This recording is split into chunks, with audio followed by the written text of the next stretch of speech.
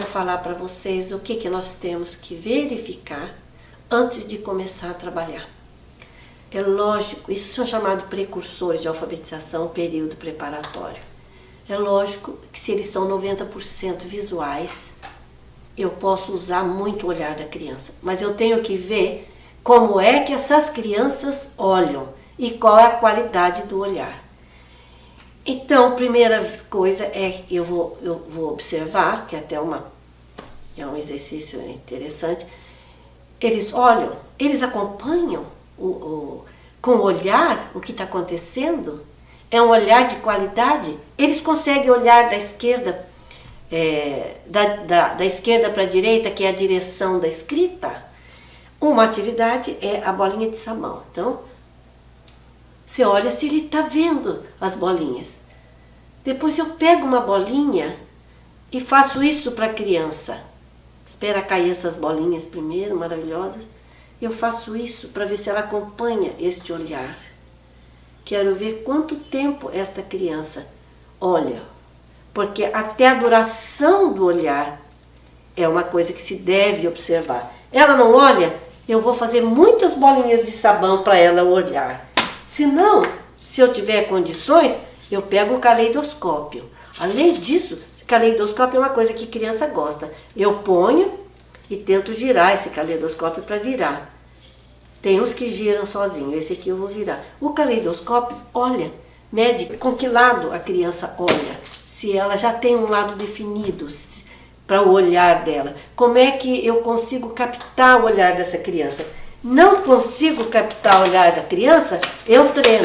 Nem que seja com essa foi uma brincadeira que eu vi uma vez, mostraram, e eu achei super interessante. Você põe uma criança na sua frente e fala com ele.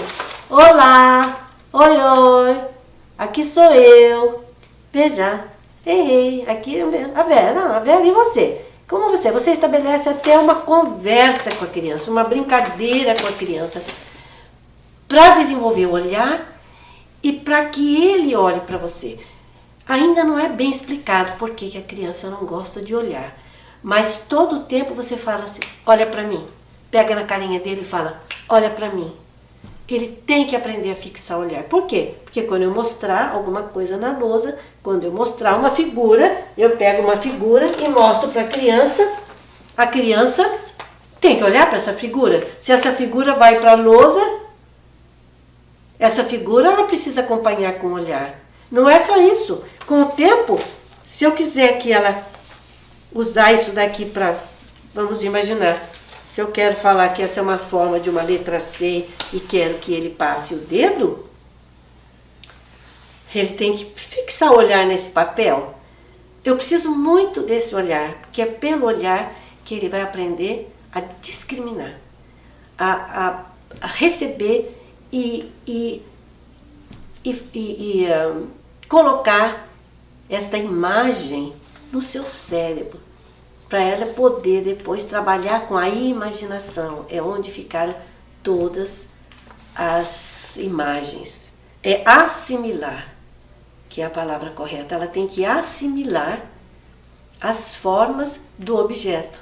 Se eu quero falar em lua, em algum lugar, ela vai ter a lua para trabalhar. Quero continuar a falar do olhar, porque ele é tão importante, porque nós vamos ter que usar esse olhar quando eu aponto. E o professor aponta muito para as coisas que ele vai fazer. Ele aponta para o papel, ele aponta para o brinquedo, ele aponta para a sequência. Nós usamos muito essa ferramenta do apontar. E este olhar precisa ser captado para poder olhar o que eu quero. Eu treino, eu tenho que treinar esse olhar. Você pode usar a lanterna para fazer, não vai dar para vocês verem, mas essas lanternas que tem laser, eu posso usar uma outra lanterna que tem um foco. A Deise Serra deu o exemplo de usar óculos, só a armação do óculos. E ela disse que é interessante que a criança, parece que aquilo dá um limite assim, de campo de visão, ela fica olhando. E existem exercícios para treinar o olhar, que inclusive coloca até papelão do lado, faz uma touca que põe alguma coisa para a criança. Eu posso chamar a atenção com lampadinhas. Se eu coloco alguma coisa brilhando, se eu quero que alguma coisa seja a criança olhe, e eu ponho um ímã, e aí eu peço para ela olhar, isso treinando, né? E coloco, olhe para a porta, olhe para a bola, olhe para o chão. Então eu tenho que me enriquecer, criar um meio super enriquecedor a respeito do olhar, do treino do olhar. Até que a criança possa olhar e fazer aquilo que está na frente dele. E ele se concentre aqui, porque ele vai ter que olhar para algum lugar e voltar para esse papel. Eu chamo a atenção dele na lousa, olha, nós vamos fazer uma bolinha em cima dessa letrinha, por exemplo, ou então essa letrinha que eu vou apontar para você, faz um círculo. E ele tem que voltar para o papel para fazer o círculo no papel. Olhar da criança. Precisa ver como é que ele está antes de começar a alfabetizar, senão ele não olha. A próxima coisa que eu vou ver, avaliar, é a interação social. Essa interação a interação social é uma das áreas que a criança tem dificuldade como autista. Ele não interage, porque ele não sabe como interagir. E eu então vou trabalhar muito essa área. Eu trabalhei pessoalmente com Relation Play, porque o Relation Play, a criança que não fala, ela interage com uma criança. Vocês vão ver uma pequena parte desse filme para vocês verem como as crianças sorriem muito e têm muito prazer em se tocar, que é uma das áreas também que eles não gostam de se tocar e eu preciso desenvolver, e eles têm o prazer em trabalhar com seu corpo, aí com um sorriso ele começa a interagir.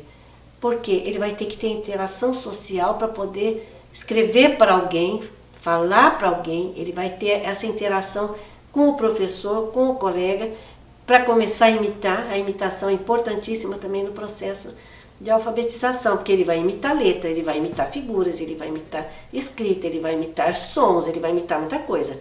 Então, na interação eu uso esses bonecos. É tão recomendado. Bonequinhos de mão que você pode fazer com que a criança brinque de falar olá. Às vezes ele nunca fala, mas você fala uau, uau. Ei, uau, uau. Oi, cachorrinho. Melhor falar o cachorrinho, mas se ele não sabe falar cachorrinho. Ei, uau, uau. Bom dia. Bate palmas. Tudo que você fizer para que a criança olhe, que ela interaja, pega na mão dele, dá um beijinho, faz um carinho, canta. Se é uma criança que ela ainda não fala, mas está naquela fala referencial, que é o lá, lá, lá, bababá, ela fala mamá, mamá, mamá, é mãe, o que é água, água, água, água, água, uau, uau, uau, uau, como criança pequena, e ele começa a falar uau, uau, uau. Aí brinque muito, use muito esses bonecos de mão com as crianças, para que ela possa se relacionar. Brinque, os brinquedos é uma forma de se relacionar com a criança. Que eles deem as mãos. O Relation Play, a primeira coisa que eles fazem é sentar um de frente para o outro e dar as mãos. Tem criança que não tem sensibilidade, tira a mão. Aí vai devagarinho, tira a mão. Quando ele vê que todo mundo vai dar a mão, ele dá contra a vontade, mas dá a mão. Interage, trabalha a sensibilidade, trabalha a visão, muitas outras áreas. Eu quero voltar à interação, chamando a atenção de que não é só a interação social entre os indivíduos, é a interação da criança com o meio dela. Ela tem que interagir com os materiais pedagógicos, porque se ela não interage, ela não percebe, ela não discrimina e ela não aprende. Então, tudo que eu quero introduzir no mundo da criança, eu tenho que, da criança com autismo principalmente, eu tenho que trazer, brincar com ela, mostrar como faz e entregar para ela poder participar disso. Então a melhor forma é a brincadeira. Tem o exemplo típico de pegar uma boneca e entregar para a criança. A criança joga a boneca, brinca como se ela brincasse com bola ou papel, mas se você pega e fala, não, vamos danar o bebê, vamos dar comida, vamos trocar a roupinha, você brinca e mostra para a criança como faz, ela imita e interage com aquele material, compreendendo o que ela tem que fazer. E esse é o papel da interação, né? Fazer alguma coisa perceber o efeito daquilo que ela fez e entender qual é o significado daquele objeto que ela está trabalhando. Nós temos que verificar se a criança está falando alguma coisa. Quando ela fala uau uau e aponta o cachorro, ela começou com uma fala referencial, se refere àquele bichinho. Se ela fala mamá mamá para a mamãe, se ela fala babá babá para bala ou bobó para bola, isso é importante, eu devo estimular. Se eu quiser cantar palmas, palmas, palmas, pé, pé, pé, para ela falar palmas e pé, é ótimo. Se ela fala pá, pá, pá, pá, pá, pá para o papai, eu vou levar essa palavra, essa fala referencial, para ver se ela continua falando. Agora eu quero chamar a atenção do que acontece com os autistas que não falam. E nós vamos receber muitas crianças com autismo que não falam. Existe uma fala receptiva, é aquilo que a criança entende, aprende, mas não pode falar. E tem a fala expressiva, que ele também aprende e fala. O que vamos fazer com a fala da criança que tem uma fala só receptiva? Não vamos trabalhar esses sons? Vamos sim. Se ele não puder emitir um som, por exemplo, de v para Vera, ou de f para o F, ele vai poder apontar as palavras, as imagens dos objetos que tem o F ou o V. Se eu falar Vera, ele aponta para a minha foto. Se eu falar faca, ele aponta para a faca. Ele pode apontar, ele pode pegar e ele pode pegar a mãozinha dele, pegar o meu dedo. Eles gostam muito de pegar a mão da gente e mostrar. Vamos trabalhar com essas crianças com os sons? Vamos. A minha experiência foi que eu cantei tanto com as crianças que eu tinha 2 alunos que não falavam e eles tentavam cantar. Primeiro eles cantaram só sílabas. Né? Eu cantava "Nu sei vigo moron", que era em sueco. Ele falava "mon", o "gon", ele soltava o som. Eu falei que bom, ele está começando nessa fala referencial que se refere a alguma palavra. Ah, então deixa ele. Até que eles começaram a cantar essas músicas. E as crianças então têm que ser estimuladas muito com os sons e com as músicas. As crianças que não falam precisam muito da estimulação para que elas tentem produzir sons. Isso é um trabalho para a fonoaudióloga, mas é um trabalho para o professor, para os pais. Eu conheço muitos pais que falam, meu filho não fala. Eu pergunto, você fala com ele? Você espera ele te dar uma resposta?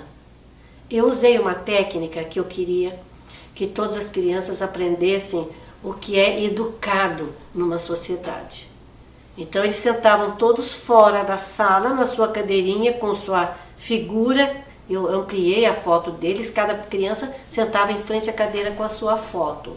E eu ficava na porta, recebendo essas crianças, e eu virava para elas e falava, fala bom dia, pegava na mãozinha deles. Eles tinham que falar para mim, good morgon, que é bom dia em sueco.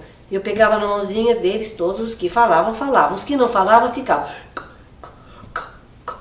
E eu, fala para mim, good morning. Falava umas 2, 3 vezes. Quando ele falava, eu tentava o gay, eu falava, bom, muito bem, good morning. No dia seguinte eu pedia um pouquinho mais.